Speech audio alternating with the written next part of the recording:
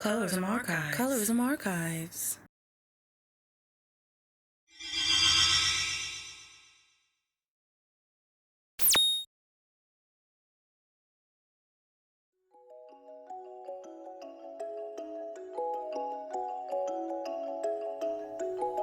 Apparently, J. Cole's in his feelings because of a tweet. A tweet that didn't even address him by name, but it made him feel guilty. Guilty enough to write and release a 3-minute and 56-second softcore diss track against the person who wrote the tweet, which happened to be Chicago-based wordsmith No Name.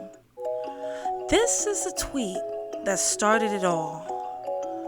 On May 29th, 2020, at 3:41 p.m., she wrote, "Poor black folks all over the country are putting their bodies on the line in protests for our collective safety, and y'all favorite top-selling rappers not even willing to put a tweet up. Whole discographies be about black plight, and they nowhere to be found." Then on June 16th, J. Cole released Snow on the Bluff. And I'm going to break down some of the lyrics and what they appear to be suggesting.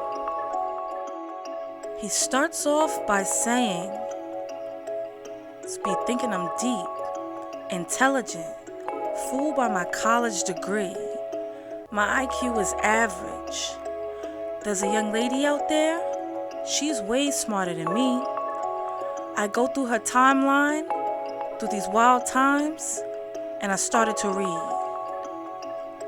Sounds innocent enough, but what's bothering me about this is these are all assumptions.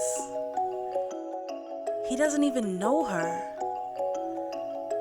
And how do you use someone's social media handle to come to the conclusion that they're smarter than you?" She didn't say anything about his college degree. She simply pointed out that some artists have entire albums about the black plight and are nowhere to be found. So where was J. Cole? Some say he attended protests in North Carolina. But did he tweet? And did No Name mention him by name? No. However, if he knew he was doing the work, why does it matter if someone is calling out people who aren't?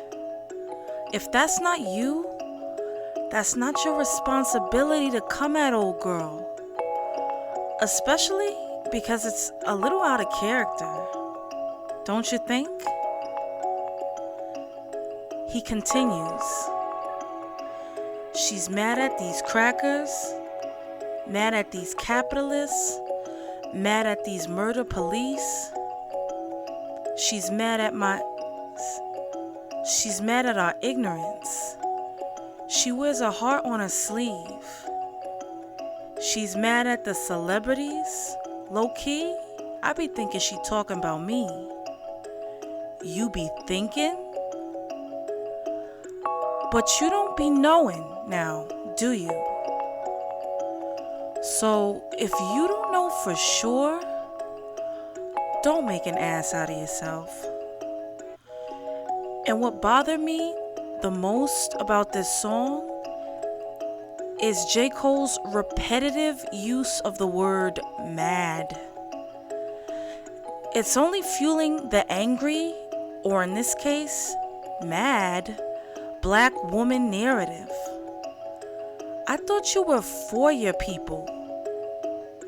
Do the women just not count?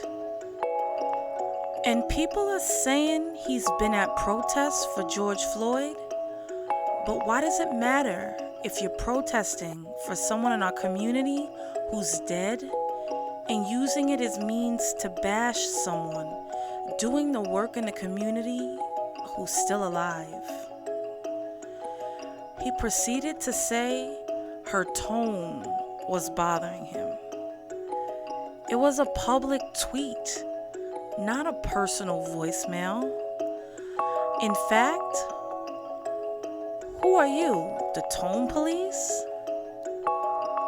And speaking of which, did J. Cole forget why she's mad? Another issue I have with Snow on the Bluff are the lyrics he continues to say.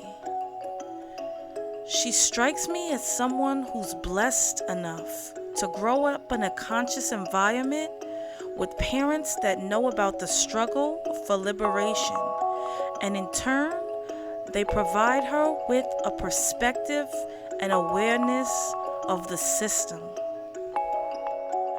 Okay, sounds like he's still making a lot of generalizations here. And during times like these, that energy appears to be misguided. And what makes him believe she came from a conscious environment, or that her parents were conscious? Is it because she's black? A dark-skinned black woman at that, who comes from two black parents? J. Cole was born in Frankfurt, Germany, to a black father and a white mother. And his father left when he was young, so he was practically raised in a single-parent household by his white mother.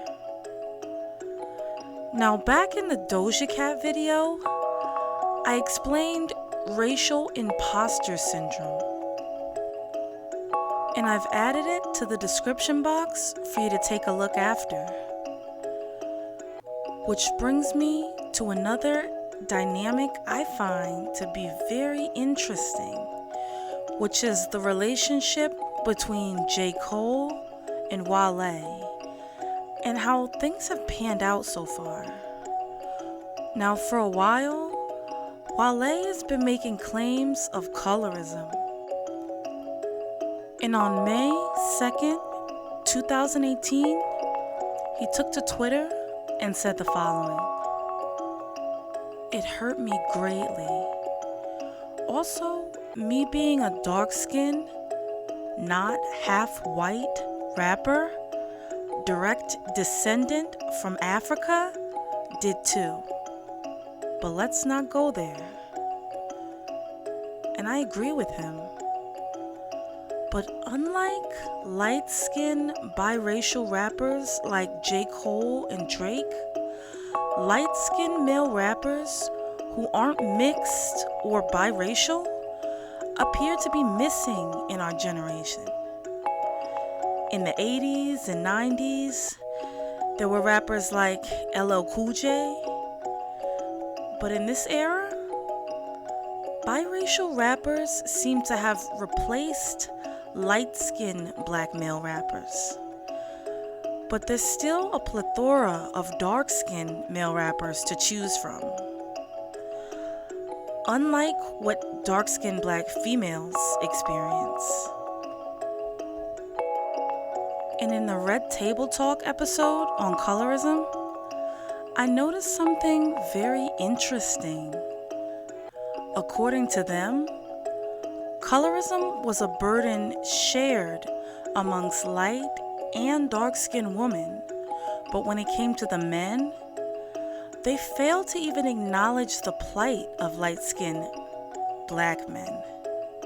They did, however, discuss how dark-skinned men were more likely to be pulled over by the police.